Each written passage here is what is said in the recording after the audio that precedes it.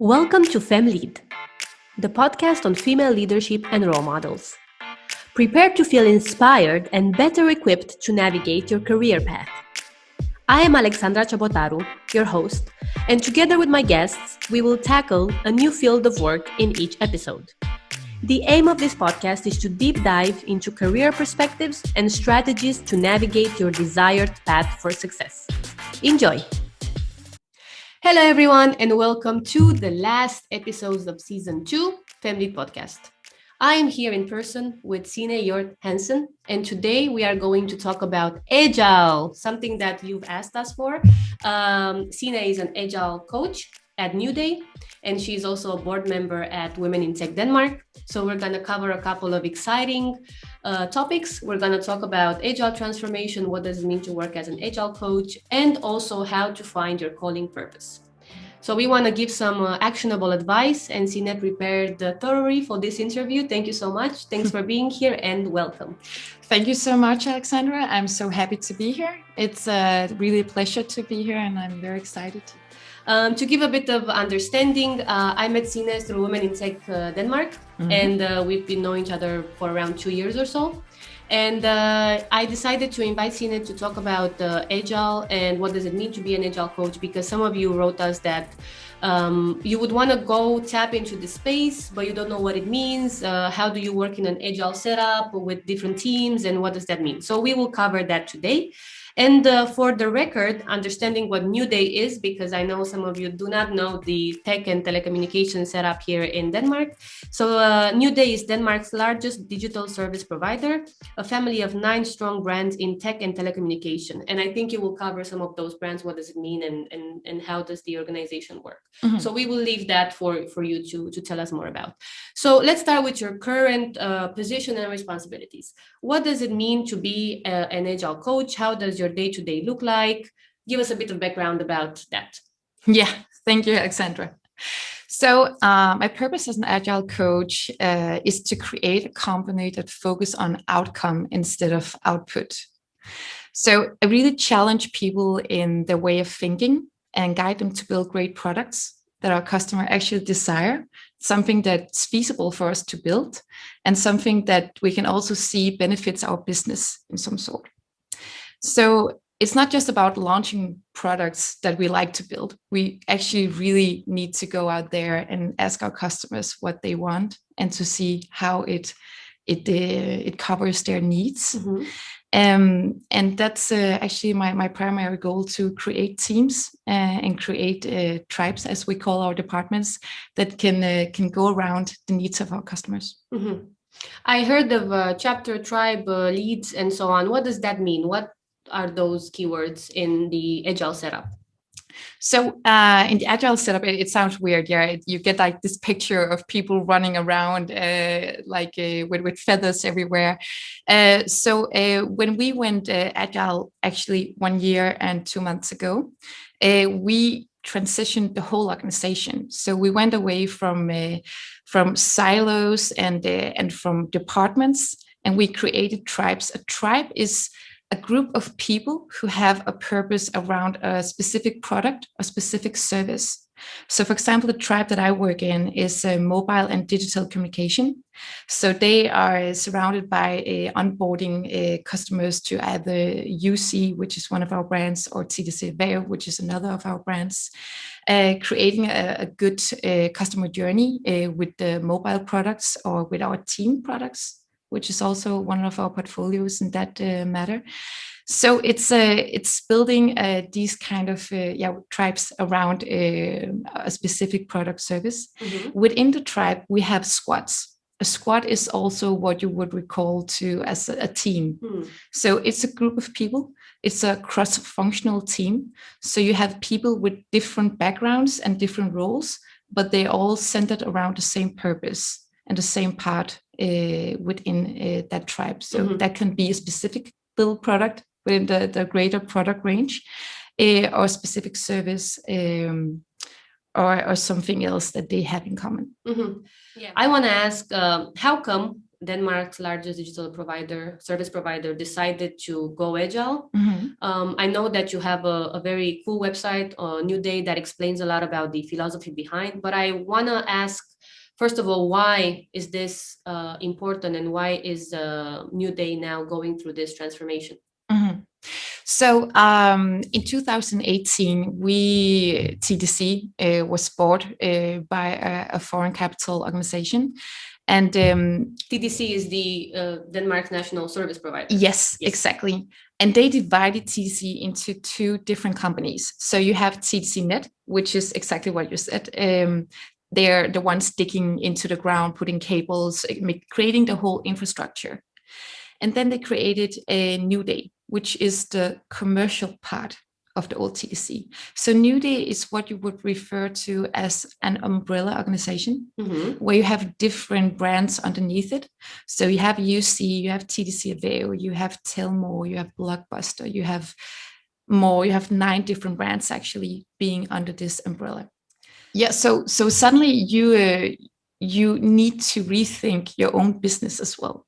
Because before we were a large organization, so we weren't so dependent on everything that we were building to our customers, because we also had the infrastructure that other telecom communications were dependent on.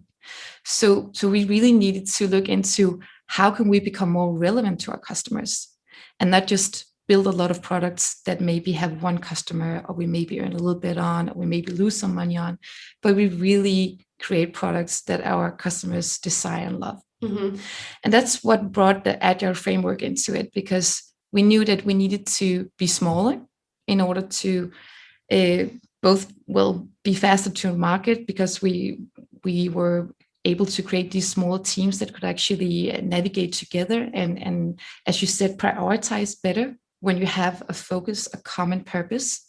And also just become smaller as an organization, because we couldn't afford having a lot of people keeping a big organization alive.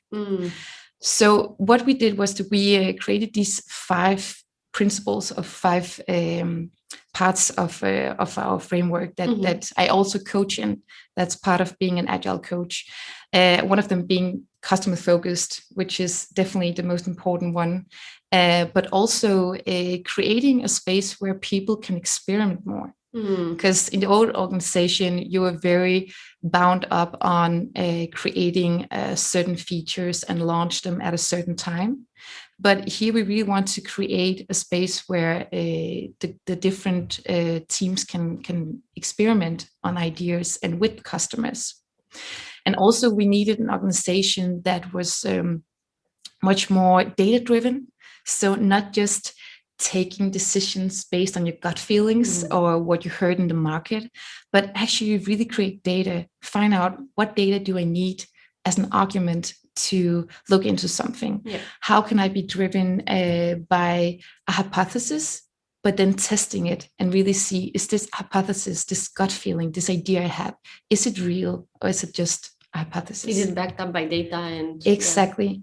And also having empowered teams, because that's part of what we did. We actually took out most of the middle layer of the middle managers, because they often transfer information between different layers, and we just wanted to decentralize it more into these teams and empower them to make decisions based on the data that they find by talking to customers and looking into big data. And in the end, in order to make all of this work, we need to be more transparent. So we needed to create a culture where you could show what you do. You can demo things that are not really done, which is not launched yet, but you can show what you're working on. You can inspire each other. You can have a common framework, a common place. We use Jira, for example, where you put in everything you work on. And then you use these ceremonies, the Scrum way of working or the Kanban way of working, where every day you have a touch base with your team and look into what are we working on? Are we still in the right direction with what we want to achieve for this quarter? How do you define Agile to someone who has never heard of this or heard about it, but they don't know what does it mean? Is it something that you create yourself as a role when you are an Agile coach, or is it something that your role was created as a result of the company going in this direction? It's more the later. Yeah, because if you boil down Agile, you can actually boil down to two things.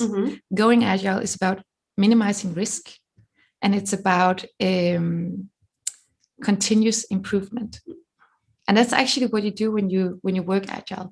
Because before, when we were running big projects, those projects could be like maybe for more than a year, sometimes 2 years, and you would define something that you would end up with. So you would have an output in the end. But 2 years is a long time. A lot of things are happening during those 2 years.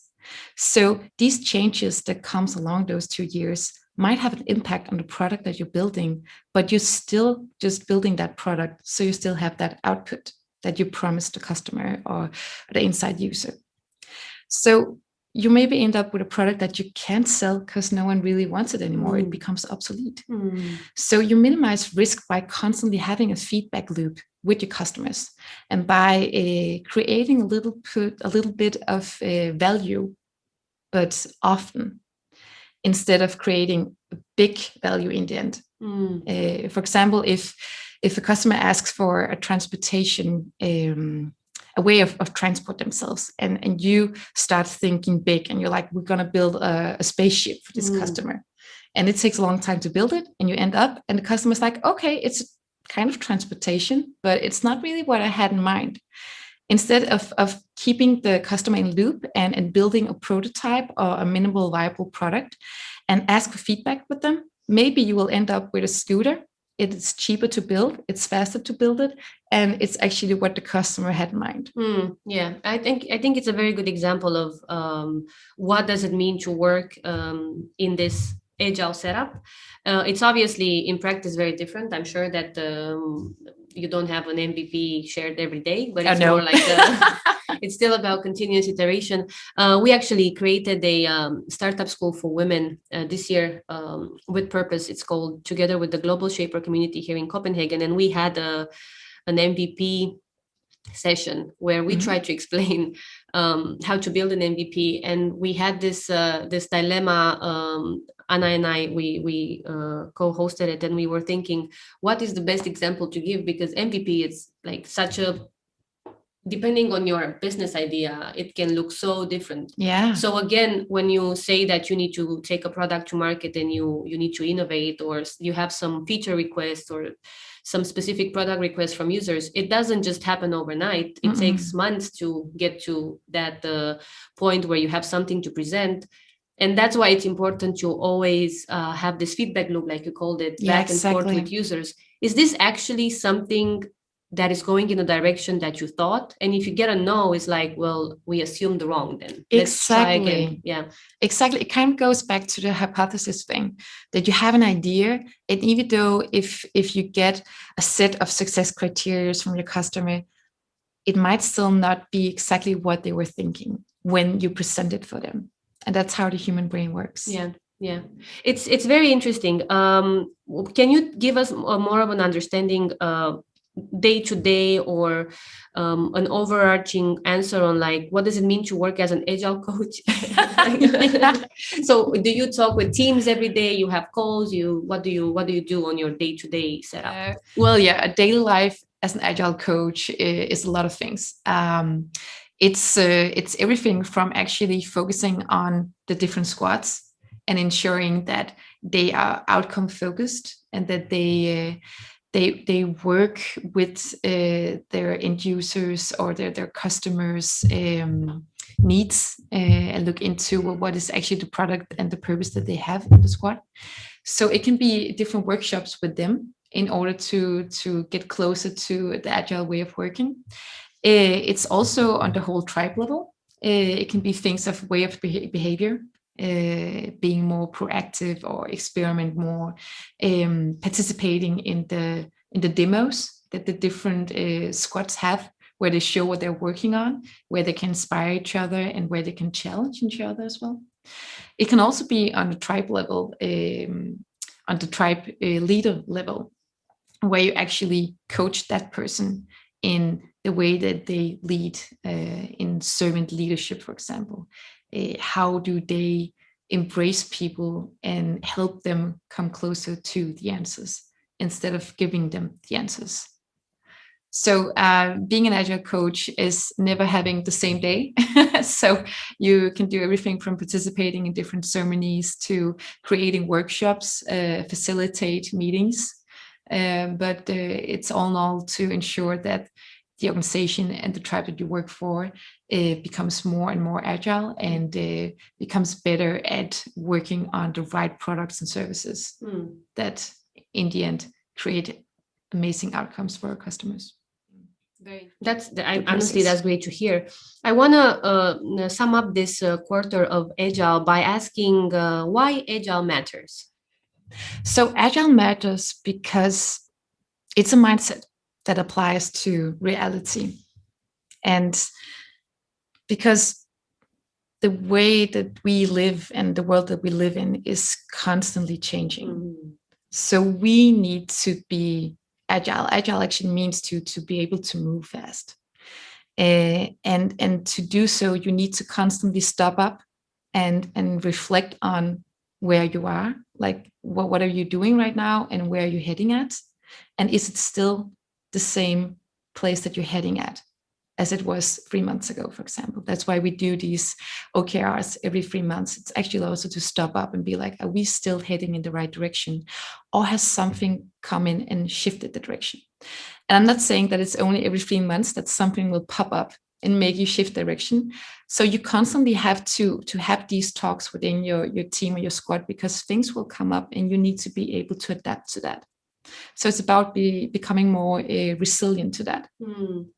Yeah, that's a very good point. I think what I've learned from working Agile in the last 2 years for sure is the fact that you cannot stick to one idea that you thought is the best solution to your problems. Like even deciding you're going in that direction, we're doing a lot of product innovations here at Novoresume, and every 2 to 3 months we have user interviews where we ask people, what do you think about this? And they say, no, it's not what I imagined. And then exactly. it's like, well, then we need to go back and change that hypothesis and assume something else, because it means that we weren't going in the right direction, right? And sometimes you also need to be aware of your audience. Obviously, you cannot change your mind every week because one person comes in and says, I will never purchase this. I will never want to see this new product on the market. But you still need to listen to feedback and implement it, integrate it in what you're planning, right? So, exactly. And it's actually also a big part of going agile. It's about the feedback, especially from your customers, but from everyone. And that's why we have these retrospectives, for example, and really encourage people to do it in the end by each sprint every second week, to see how has the process been for the past 2 weeks, working in the team and working with the product service that they work with. But also, as you said, working in a company with product development, you always have very passionate people who tend to fall in love with the products or the features that they're building. And when you do that, you kind of forget the world around you and you create that product for yourself because you think it's cool. But then you realize that it's actually not what your customers or your users really wanted, and it can really be scalable.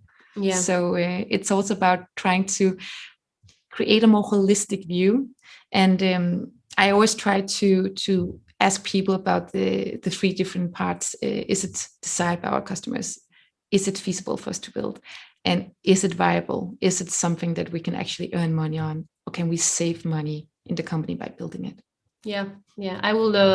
We will probably share the 3 circles and how we meet in the middle, where we do a product innovation and how it actually works. It's a very good setup that we've created here for you to tell us more about Agile. I'm sure that we will be able to share some resources for those of you who want to read or understand more about the Agile certifications and how does it work. But Signe, now we want to go to career development, because I know that you've prepared some very, very cool pieces of advice that I also can vouch for, because Signe has been you've been my mentor in one of the Women in Tech rounds of mentorship for a few months. So we had a couple of calls, and working in product, both of us, you really gave me some very good feedback.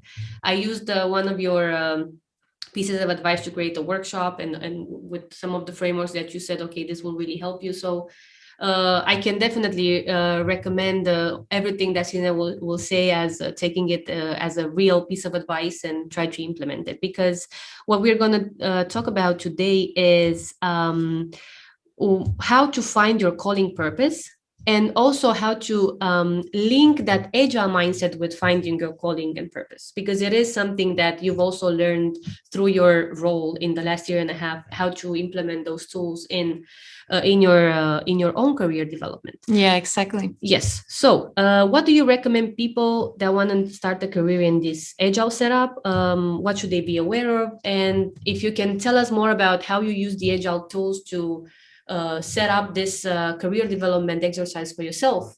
Mm-hmm. So first of all, if you want to work in an agile organization, you need to ensure that it's actually a way of working that applies to you. Because working in an agile organization, you take a huge responsibility on yourself as well. That's one of the main things that I've seen from how we moved from a very hierarchical or a place with a lot of hierarchy, where you had a lot of middle managers who kind of told you what to do, but also took everything from above to do your team. But working agile, you are in your craftsmanship. So whatever role you're working in, you are developing an expertise in that role, and you are the one actually looking for solutions and testing things. So it's not about just waiting for things to happen. It's about you actually looking into things and make them happen and experiment in different things. That's what I love about the job as well. So you do need to be proactive. That is yes. An important part of working in as an agile coach, for example, and in teams where you need to be the one being proactive and saying, maybe we should look into this. Definitely as an agile coach, because people will rarely come to you. It's often you coming to them, be like, hey, I think we should do a workshop on this. I could see it could benefit you. But also as a team member, yeah, definitely. That's what I've seen, at least, where people flourish in the agile setup. That's where they love to be the one who's proactive, not being micromanaged, but really take control over their own development. So I think that's an important thing. Like, do you like to work with a lot of freedom, but in a structured way? There's a lot of structure in working agile in order for you to have this freedom. So it's a mindset that you need to see. Is that for me? Working as an agile coach, you need to be very proactive, as Alexandra also mentioned, because especially in the beginning, people will be like, oh, now you're there again, and we need to do a workshop, and what's this? But often I have the experience that afterwards they really appreciate what you challenge them in, and sometimes they see it in the long run. It's also a role where you will, you will have highs and you will have lows. Like some days you just feel like everything's going 5 steps back. And some days you can just see these incremental improvements and you become like, yeah, this is actually working. I see that this is why we do this.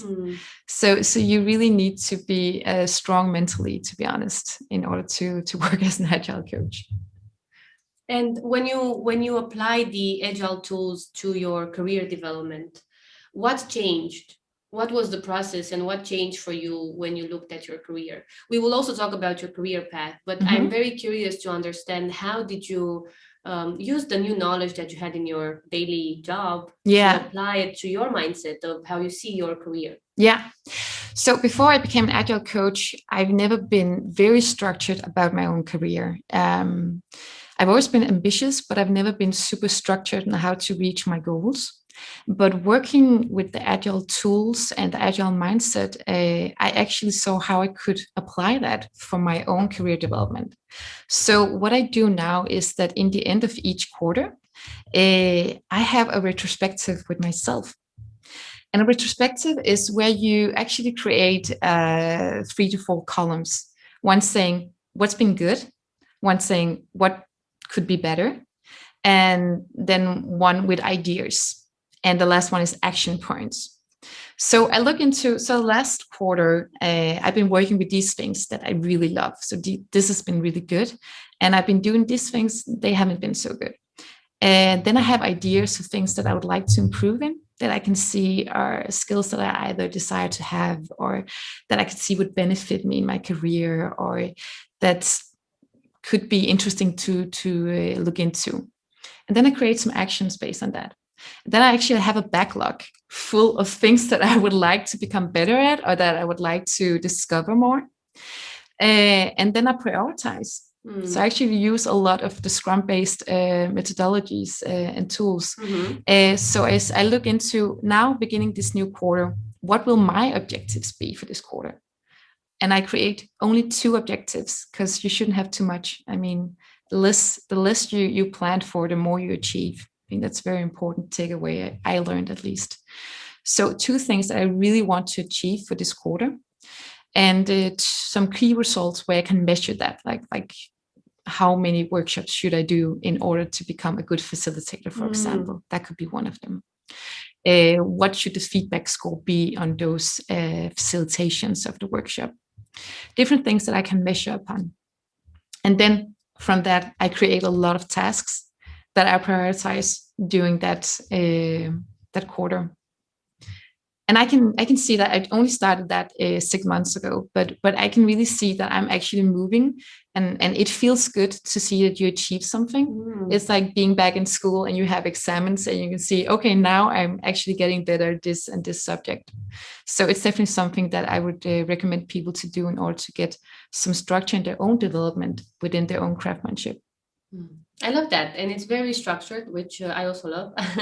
And it seems like it's something where you get actionable results on, because you don't plan so grand in the first place, right? Yeah. So you focus on, like you said, incremental change, and focus on 2-3 months at a time. I think that's quite difficult for many people to boil down. So definitely recommend you try it out a few times before before you feel like this is not working, or this is actually going in the right direction. Because I know myself that I used to do those post-its, that I also think, depending on what motivates you, I love seeing post-its with plan this, like this is the goal. And then maybe I don't go in details with planning it, but I know that in the back of my head, that's the goal. So within 6 months to a year, I should have achieved that. And it was the same when I wanted to do the Scrum certification, which I also did through the company that I used to work for. And it was kind of like a goal that I wanted for myself. So after considering all of the different things about how will I use this, in which setup I will be able to, how should I discuss it with my manager, like what are the steps to actually achieving that, within 6 months I was actually able to go for it and achieve that, and learn a lot that we then used in the organization. So overall it was a good setup, but it didn't come lightly. I didn't just go and say I should become this. I think it was more like, how will this help us, having someone in the team who has this knowledge and who spends some time looking at the structures and how we can organize them. So yeah, it doesn't happen overnight. It's super difficult. To be honest, the first time you do this, it requires a lot of time, because you should actually just have a canvas where you put down all of the skills that you have and all of the things you would like to achieve in the role that you have, if you want to become better within that role. I mean, there are so many different ways in developing. You can also ask your manager or your chapter lead, or who you have to spare with. It could be a mentor as well, or a career coach, but someone who can actually help you see you from the outside and guide you into different things. And then just write all of those things down. And then you have to prioritize, to say, okay, what's the most important for me right now that I will achieve for the coming period. And if you have a goal for 1 year or something, I mean, that's part of your roadmap. That's something that you would like to get towards. So your OKRs or your planning can be accordingly to that. Very, very good advice. I want to start by asking you something about finding your calling based on what you shared with me. You shared that it was hard for you to find your own path. So now we're talking with Signe, that now is an Agile coach at Nuuday. And it's an exciting time for the company and for you to develop, but you didn't really know how your path will look like, right? No, exactly. So how do you navigate not knowing exactly what your path is? This is specifically targeted at our young female audience that sometimes asks us, how do I do this? You became a C or C level, or you become a manager, but how do I get to a point where I'm closer to that, right? Yeah. And for this episode, let's talk about how do you find your purpose, calling, dream job. Is there anything that really changed, that really made you consider what your path would be?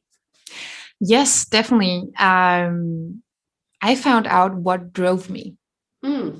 I think it's the most important advice I wish I got when I was studying, because people always tell you what you should do and what you should become, and give you a direction for it. But in the end, they are not you. So you need to understand what drives you. And driving motivations can be everything from money, power, titles, influence, freedom, self-development. But you need to understand what drives you.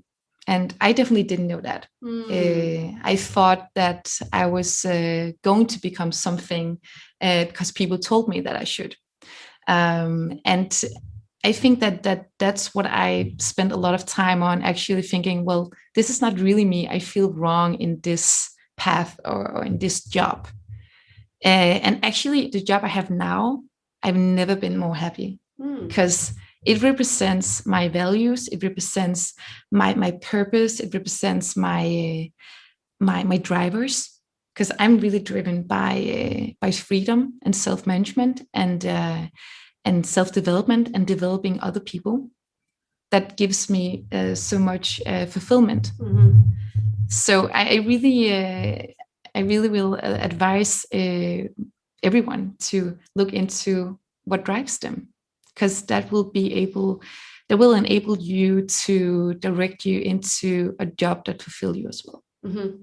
And in your career path, did you have any moment when you were like, this doesn't seem good to me? How do you find those drivers, first of all? And secondly, is there any key moment for you that made you think about it? Any situation or any episode where you were like, oh, wait, this is not really the right thing for me? Yeah, definitely. When I graduated, I have a Master of Science in Engineering, Operation, and Innovation Management. And when I graduated, everyone were like, oh, you should get a graduate program. It's like, it's the way to start your career. So I applied for all the graduate programs, and I got a very exciting graduate program at Cisco Systems, which is an IT company, a global, huge American IT company. Super exciting. I really thought that was just what I wanted to do. I wanted to work in sales, and I wanted to be in this huge international organization and just fly around the world and do amazing things. And working there was really an incredible experience. I learned a lot, but I also learned that working in sales didn't really fulfill me. And I had a really good chat. And that's what life is about. It's about having the right conversations with the right people at the right time. And I had a conversation with an HR manager, and she actually asked me, what drives you? Are you driven by money? And I thought about it, and I was like, no, I'm not. And then she was like, then it's the wrong place for you to be. And I thought about that. And I was at that time extremely mentally exhausted by various reasons. But I guess in a retrospective, one of them was that I was working for the wrong reasons. And it just came to me that, well, this is not where I should be. So that was kind of kickstarting my journey into what I really want to work with and why. That's a great story. I think it's also important to know that having the right conversations can really change your trajectory and honestly your life. Sometimes you have these moments of epiphany. It's like, yeah, I never asked myself why am I here? Exactly. A lot of people never ask themselves. I know a lot of people who've had the same job for 20 years, and I asked them, well, what drives you? And they're like, well, I've just had this job for 20 years. Like, well, okay. Yeah. So are you happy? Do you feel fulfillment when you leave your job? Yeah. Well, very important questions to ask oneself. Is there any advice that you give to young women who look into um, finding their purpose and, for example, not knowing where to start? Because also finding what drives you, sometimes it's a trial and error, sometimes you don't know. Exactly. So yeah. is there any way of figuring out, a way of going on this introspection? That's a very, very good question. Because I don't believe in 10 years plans. When people ask me, what's your plans in 10 years time? I look at them and like, do you know what's important in 10 years? No one knows. So you really need to look into where are you right now and what fulfills you right now, because that can also change. Your life circumstances will change along the way. So what is important for you right now? What could be interesting for you now? And I think an advice that I wish that I had when I was just graduating is that nothing is static. I mean, if you choose something, you can always choose something else. It's not going to be the path that you choose right now. It can alter, and you can alter it. And I think the most important thing is that you need to take control over your own development. So if you need a change, ask for it. And if you don't know what to do, seek inspiration. You can seek inspiration by talking to people who do something that looks or sounds amazing to you. You can seek inspiration by getting a mentor or a career coach, someone who can ask you questions that will actually guide you into your own path. Very, very good advice. Is there something that surprised you in your career? The biggest, not necessarily the biggest, but I asked this question to most of my guests. What is the biggest surprise of your career? Is there something that surprised you along your path? I think that what surprised me is that no matter what level people work in, like if they're a top manager or if they're working the shop floor, we're all human, and no one has all the answers. Some people are just better at in creating answers in the moment. But in the end, we're all human, and we all need empathy for that. Really try to look into the other person's perspective. Yeah. And when I was younger, I thought that like being a manager, then you have the answer to everything. It's like the oracle, and everything they say is the right thing, but it's not. And managers who know that, managers who are vulnerable about that, also create a space where people can actually come with their ideas. They create a psychological safety. And I think that's much more important than having a person who's directing things and who has, or think he or she has all the answers. Yeah, very good advice. Psychological safety and being vulnerable are things that we don't really discuss in leadership as much, maybe as we should. Yeah, because it's not seen strong enough, or who knows what, leadership enough. Yeah, there's actually a very big cultural bias on that, because I had some talks in a network for leaders in different Danish companies. Because when you work agile as a leader, points of being agile is also being a servant leader. So being someone who actually asks the right questions instead of coming with the answers. And it's also about creating this psychological safety. And there was a woman who told me that she works a lot with the Chinese departments. And if she asked for their ideas or their answers for different perspectives, they were looking at her like she was stupid. And they're like losing respect for her somehow, like you should be the one coming with the answers because you are actually the manager. And so she was like, this doesn't apply to all cultures. So it can be a bit tricky sometimes to move into that direction. But I believe that you can create an environment along the way that that's open for everyone, and where everyone dares to come with their own questions and ideas. Very, very important to also note the cultural differences that we all go through or we all meet during our career path, because like you said, depending on where you are, we are now in Denmark, it's a pretty flat hierarchy type of company culture, right? Agile is all about flat hierarchy, so it's hard to go somewhere where culturally you're not supposed to do some things and say, now you want I want you to give me your advice. Okay, well, why don't you know, right? Yeah, exactly. I'm actually happy we move from that you tell me the right answer mentality, because I think a lot of mistakes have been made because of that way of looking at things, because like you said, we don't know everything, so no one has all the answers, not even a manager. So then it's very important to know that for whoever listens, that it's fine to say, I don't know, let's look at it together. And definitely if you work in agile teams where you want to fail fast, test, experiment, it's just the right way to go. Yeah, exactly.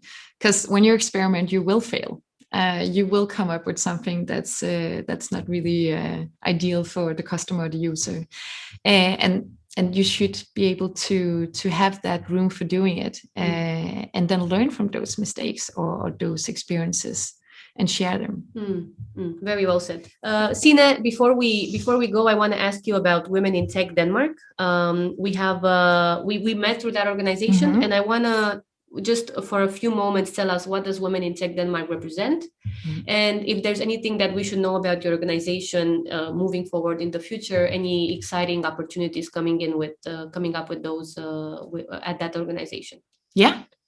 So Women in Tech Denmark is a nonprofit organization. It's been around since 2015, and I've been part of it for the past 4 years. We are aiming at inspiring diversity in the tech and IT industry, because we really believe that building products for everyone should be built by everyone as well. And a lot of organizations are actually looking into us because they want more women working in their organization. And when I say most organizations, it's because normally when you think about technology, you only think about organizations creating technology. But actually, more or less all organizations are becoming more tech as well because of digitalization. Yeah. So all processes being digitalized also requires that you have more tech competences, or people who understand how people work together with different roles and mindsets. What Women in Tech, we're doing different things, but we are also all working on the side in our day-to-day job. So it's very passion driven. So if people have a really good idea, I mean, please come join us. If you want to initiate it, if you want to be part of driving it, there's always room for you. And on that note, with having an open call for whoever wants to check Women in Tech Denmark, you have a cool website. People can join a Slack community and then know more about the events. I want to thank you, Signe, for joining me today in the last episode of season 2. We will go in a summer break, and starting autumn, we will have new episodes. But by then, I want to thank you, Signe, for joining us today. It was really nice to hear more about Agile. And honestly, you really prepared some very important pieces of advice when it comes to looking at your career development. And I'm very thankful that you took the time to join me today. Thank you, Alexandra. I'm very happy that you asked me to join here. It's a really incredible broadcast. I wish it was there 10 years ago when I needed it. So, thank you so much. And thank you everyone for listening. Stay tuned for more updates and follow us across all social media for the summer. See you back in autumn. I hope you felt inspired to take charge of your next career move. Remember to review this podcast and share your comments. Thank you.